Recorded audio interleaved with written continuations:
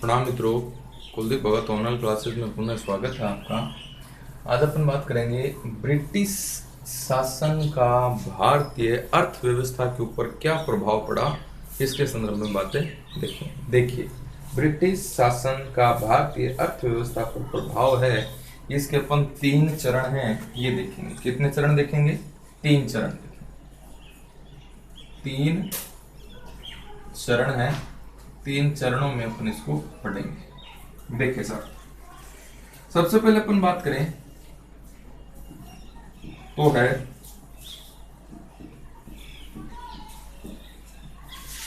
वाणिज्यिक चरण। 1757 से 1813 वाणिज्यिक चरण। इसमें देखिए वाणिज्यिक चरण की बातें करें अपन तो 1752 से 72 का जो काल है यह है औपनिवेशिक लूट का काल है। बड़ा इंपॉर्टेंट क्वेश्चन है। 1700 ईस्वी के अंदर इंग्लैंड ने अपना कपड़ा उद्योग है को संरक्षण दिया। संरक्षण हेतु भारतीय वस्त्रों पर प्रतिबंध लगा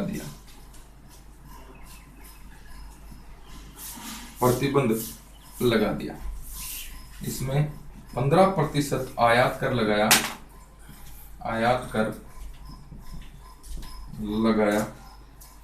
केवल पोलैंड, अच्छा क्वेश्चन बनने जा रहा है यहाँ पर, केवल पोलैंड ने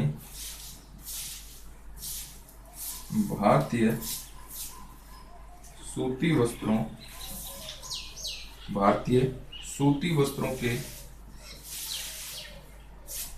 आयात पर प्रतिबंध नहीं लगाया। नेक्स्ट देखिए 1813 के अंदर 1813 में भारत में व्यापारिक अधिकार को समाप्त कर दिया गया। आगे देखिए दूसरा चरण अपन देखते हैं तो ये है स्वतंत्र व्यापारिक पूंजीवाद या मुक्त व्यापार का चरण है। 1813 से 1858 का जो काल है यह है द्वितीय चरण। इसमें देखेंगे भारत में 1800 से 1850 का समय जो है यह है अनौद्योगिकरण का काल कहलाता है। नेक्स्ट है ब्रिटिश शासन से सर्वाधिक क्षति।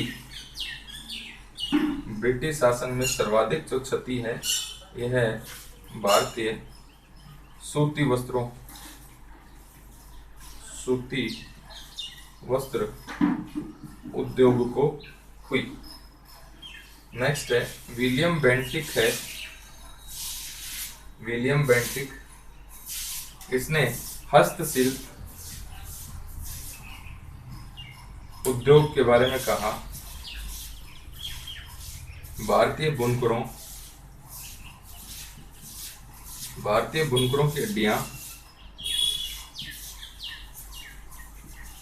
भारत के मैदान में बिखरी पड़ी।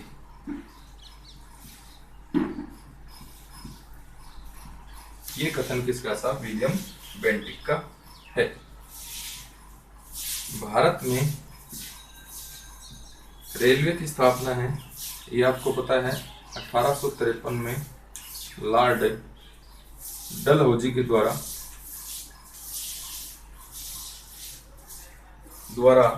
की गई थी। कर्जन ने इसका सर्वाधिक विस्तार करवाया।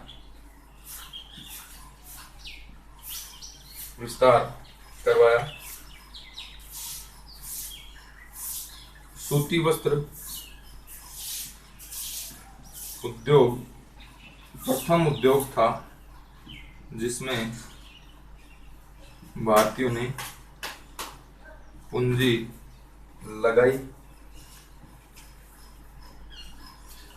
1853 में बम्बई के अंदर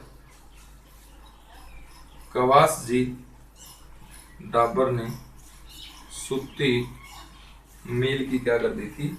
स्थापना कर दी थी। प्रथम जूट मिल 1855 रीशरा बंगाल में। नेक्स्ट है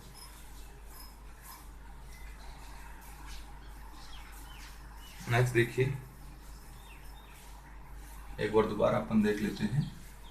ब्रिटिश शासन का भारतीय अर्थव्यवस्था पर प्रभाव 3 चरणों में पड़ेंगे इसको। वाणिज्यिक चरण 1757 से 1813, 1752 से 1772 का काल औपनिवेशिक लूट का काल कहलाता है। बड़ा अच्छा प्रश्न है। 1700 ईस्वी में इंग्लैंड ने अपना कपड़ा उद्योग को संरक्षण देने हेतु भारतीय वस्त्रों पर पाबंदी लगा दी। 15% तक आयात कर लगा दिया। केवल हॉलैंड ने भारतीय सूती वस्त्रों पर आयात कर नहीं लगाया। 1813 के अंदर भारत में व्यापारिक अधिकार है यह समाप्त कर दिया गया। भारतीयों का व्यापारिक अधिकार समाप्त कर दिया गया। और दूसरा जो चरण है वो देखिए, स्वतंत्र व्यापारिक पूंजीवाद या मुक्त व्यापार। ये 1813 से 58 तक का काल है। भारत में 1800 से 1850 का समय अनऔद्योगिकरण का काल कहलाता है। इंपॉर्टेंट बात है। ब्रिटिश शासन से सर्वाधिक क्षति जो पहुंची ये भारत के सूती वस्त्र उद्योग को पहुंची। इसी के अंदर विलियम बेंटिक का एक कथन है भारतीय हस्तशिल्प के बारे में कि भारतीय बुनकरों की हड्डियां भारत के मैदान में बिखरी पड़ी हैं। भारत में रेलवे की स्थापना 1853 में लॉर्ड डलहौजी ने की। सर्वाधिक विस्तार लॉर्ड कर्जन ने किया। ये नहीं है कि भारत की के अंदर यातायात को सुगम करने के लिए इन्होंने किया। ये रेलवे से गांव के अंदर जो कच्चा माल है उसको उठाने के लिए क्या हुआ? रेलवे का विकास हुआ। व्यापारिक दृष्टिकोण से इसका विकास हुआ और अंग्रेजों का प्रत्येक गांव तक क्या हुआ? पहुंच बन गई थी। सूती वस्त्र उद्योग पहला उद्योग है जिसमें भारतीयों ने क्या लगाई? पूंजी लगाई। 1853 के अंदर बंबई में कवासी डाबर द्वारा सूती मिल की स्थापना की गई और प्रथम जूट मिल है ये 1855 के अंदर रीशरा बंगाल के अंदर स्थापित हुई। आगे देखिए,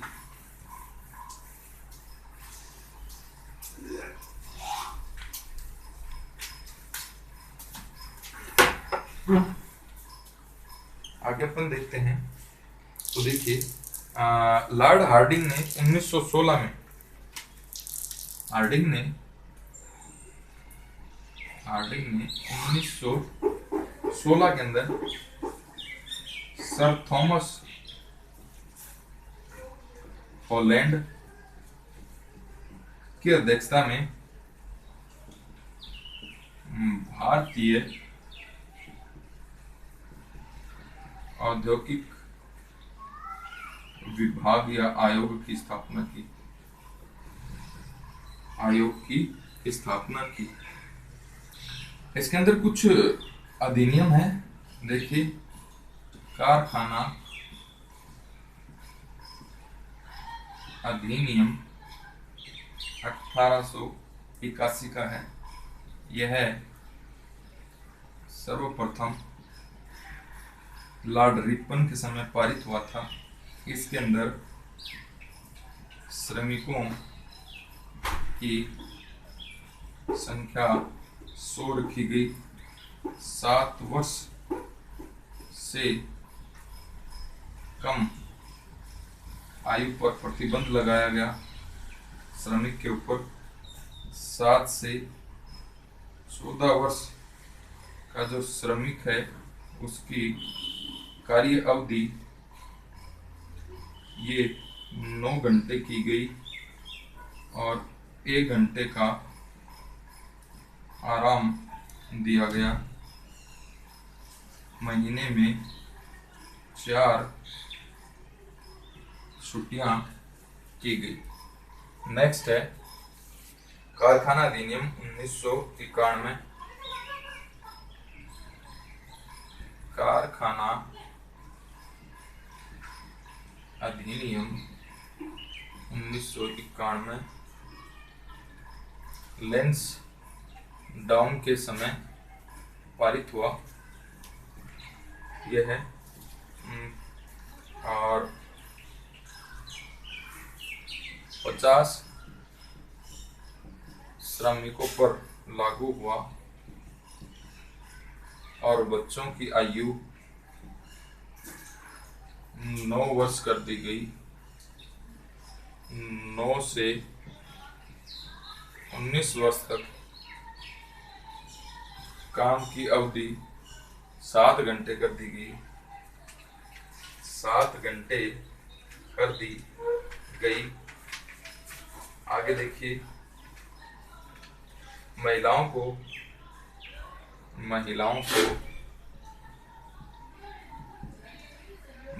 को रात्रि के समय में शाम 8 से सुबह 5 बजे तक काम पर प्रतिबंध लगा दिया गया। कार्य अवधि है यह 11 घंटे प्रतिदिन कर दी गई और सप्ताह में एक अवकाश भी दिया गया। देखिए, लॉर्ड हार्डिंग ने 1916 में सर थॉमस हॉलैंड की अध्यक्षता में भारतीय औद्योगिक आयोग की स्थापना की थी। कारखाना अधिनियम है यह 1881 का है। सर्वप्रथम रिपन ने कारखाना अधिनियम है यह रिपन के समय लाया गया था और कौन से कारखाने पर जिसके अंदर 100 श्रमिक काम करते हैं वो इस अधिनियम की जद में आएगा। और 7 वर्ष से कम आयु के श्रमिकों पर पाबंदी लगा दी गई। 7 से 14 वर्ष के जो श्रमिक हैं उनके कार्य अवधि कितनी कर दी? प्रत्येक दिन के अंदर 9 घंटे और 1 घंटा क्या किया गया? आराम। और महीने के अंदर कितनी छुट्टियां दी गई? 4 छुट्टियां दी गई। कारखाना अधिनियम 1991 में किसके समय आया? लैंसडाउन के समय आया और ये अधिनियम है 50 जहां श्रमिक कार्य करते हैं उन पर लागू होगा। बच्चों की आयु इसके अंदर कितनी कर दी गई? जो बाल श्रमिक थे इनकी आयु कितनी कर दी गई? 9 वर्ष कर दी गई। 19 से 9 वर्ष के मध्य जो काम करने की जो घंटे थे वो कितने कर दिए गए? 7 घंटे कर दिए गए। ये 7 घंटे काम करवा सकते हैं 9 से 19 वर्ष के बाल श्रमिकों से। महिलाओं को रात्रि में शाम 8 बजे से सुबह 7 बजे तक काम करने पर प्रतिबंध कर दिया गया। कार्य अवधि कितनी कर दी गई? 11 घंटे की गई जो वयस्क थे उनकी, और सप्ताह में 1 दिन का क्या दिया गया? अवकाश दिया गया। तो ये कुछ कारखाना अधिनियम थे, इनको भी आपको ध्यान में रखना है।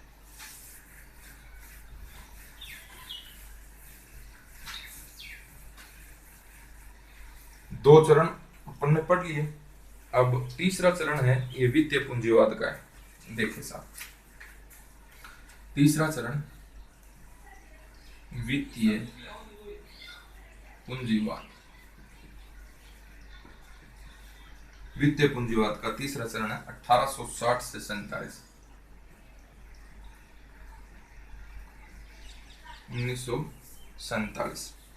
धन बहिर्गमन का सिद्धांत है सर्वप्रथम, धन का बहिर्गमन का जो सिद्धांत है यानी ड्रेन ऑफ वेल्थ का सिद्धांत है, सर्वप्रथम किसने दिया था? दादा भाई नौरोजी के द्वारा 1867 के अंदर लंदन में आयोजित ईस्ट इंडिया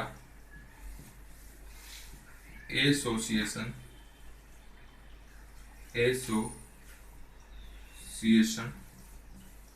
की बैठक में इनके पत्र का शीर्षक था इंग्लैंड का भारत पर ऋण। इंग्लैंड का भारत पर ऋण। नेक्स्ट है, सर्वप्रथम नौरोजी ने धन निकास का सिद्धांत दिया और धन निष्कासन को अनिष्टों का अनिष्ट कहा। अनिष्टों का अनिष्ट की संज्ञा दी। नेक्स्ट है,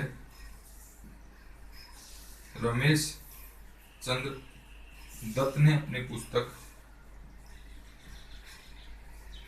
इकोनॉमी हिस्ट्री ऑफ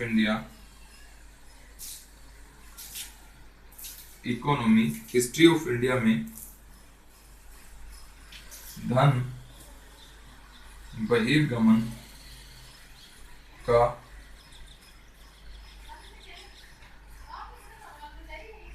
उल्लेख किया। इतिहास पर पहली पुस्तक माना जाता है इसको, आर्थिक इतिहास की पहली पुस्तक, आर्थिक इतिहास की प्रथम पुस्तक है यह, इसे माना जाता है। 1896 के अंदर 1896 में कलकत्ता अधिवेशन में सर्वप्रथम धन के निष्कासन सिद्धांत को माना गया। नेक्स्ट है, राष्ट्रीय आय का प्रथम वैज्ञानिक आकलन। राष्ट्रीय आय का प्रथम वैज्ञानिक आकलन है यह वी के आर वी राव ने किया। इसके अनुसार 1931-32 में प्रति व्यक्ति जो आय थी यह 62 रुपये थी। यानी 1931-32 में प्रति व्यक्ति वार्षिक आय व्यक्ति की कितनी थी? भारत के अंदर 62 रुपये थी। मद्रास काउंसिल के अध्यक्ष मद्रास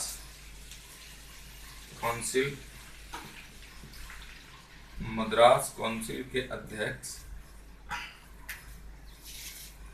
जिसका नाम है जॉन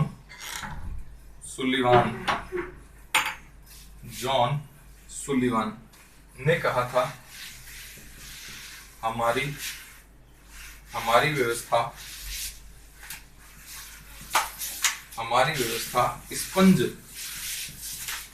स्पंज की तरह काम करती है।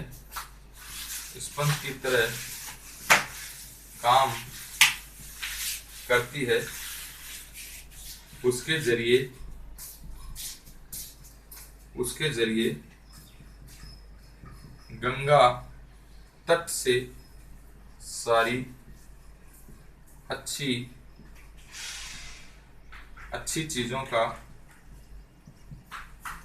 चीजों को सौंप कर टेम्स नदी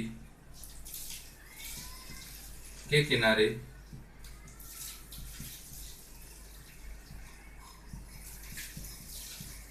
निचोड़ा जाता है। ये मद्रास काउंसिल के अध्यक्ष हैं जॉन सुलिवान का कथन है। देखिए, भारतीय प्रति व्यक्ति आय का अनुमान, भारतीय प्रति व्यक्ति आय का अनुमान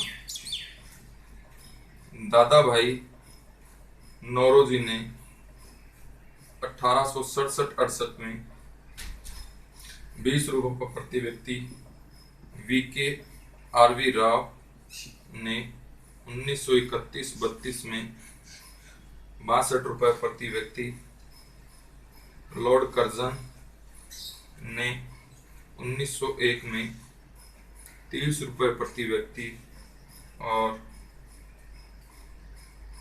विलियम डिग्बी ने 1899 में 18 रुपये प्रति व्यक्ति आय है यह बताई। देखिए, अपन बात कर रहे हैं तीसरे चरण की, और वित्तीय पूंजीवाद के नाम से तीसरे चरण को जाना जाता है। 1860 से 1947 का काल है इसका।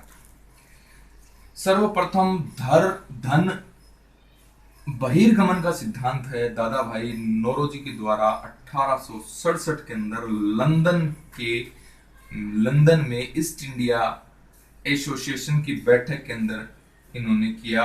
इनके पत्र का शीर्षक था इंडिया का भारत पर ऋण। दादा भाई नौरोजी ने धन निष्कासन को अनिष्टों का अनिष्ट कहा। रमेश चंद्र दत्त ने इकोनॉमिक हिस्ट्री ऑफ इंडिया के अंदर धन बहिर्गमन का उल्लेख किया है और यह आर्थिक इतिहास की पहली पुस्तक मानी जाती है। इंपॉर्टेंट क्वेश्चन है। 1896 के अंदर कलकत्ता अधिवेशन में सर्वप्रथम धन निष्कासन सिद्धांत को माना गया। राष्ट्रीय आय का प्रथम वैज्ञानिक आंकलन करने वाला व्यक्ति वीके आरवी राव है। इसने 1931-32 में प्रति व्यक्ति आय कितनी मानी है भारतीय की? 62 रुपए। मद्रास काउंसिल के अध्यक्ष हैं जॉन सुलिवान, और जॉन सुलिवान है इसने कहा हमारी व्यवस्था एक स्पंज की तरह काम करती है, उसके जरिए गंगा तट की सारी अच्छी चीजों को सौंप करके टेम्स नदी के किनारे निचोड़ा जाता है। गंगा तट यानी भारत, टेम्स यानी इंग्लैंड, यानी यहाँ से अच्छी चीजों को ले जाकर के कहाँ ले जाया जाता है? इंग्लैंड ले जाया जाता है। भारतीय प्रति व्यक्ति आय का कुछ अनुमान अपन देखते हैं। तो देखिए, भारतीयों द्वारा प्रति व्यक्ति आय है यह क्या अनुमानित की गई थी। दादा भाई नौरोजी ने 1867-68 में 20 रुपये प्रति व्यक्ति वार्षिक आय बताई। वीके आरवी राव ने 1931-32 के अंदर 62 रुपये प्रति व्यक्ति आय बताई। लॉर्ड कर्जन ने 1901 के अंदर 30 रुपये प्रति व्यक्ति आय बताई और विलियम डिग्बी ने 1899 के अंदर 18 रुपये प्रति व्यक्ति आय बताई। तो ये जो अपना टॉपिक था ये था भारतीय शासन का, ब्रिटिश शासन का भारतीय अर्थव्यवस्था के ऊपर प्रभाव। तो ये अपन ने टॉपिक पढ़ा है। इसके बाद में अपन ब्रिटिश शासन की बुराजस्व व्यवस्था के बारे में बात करेंगे। धन्यवाद।